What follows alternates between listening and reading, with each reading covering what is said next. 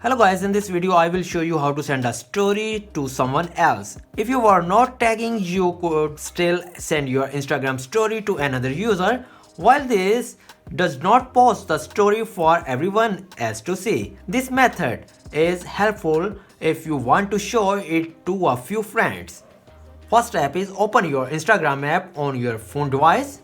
Then tap on the story at of the top your screen.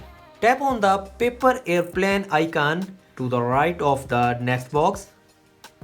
Then tap send next to each other user you want to get the story. That's all there is to it. If the paper airplane icon does not appear next to the text box, the other user luckily has their account set to private, or there are not set the permissions to allow sharing.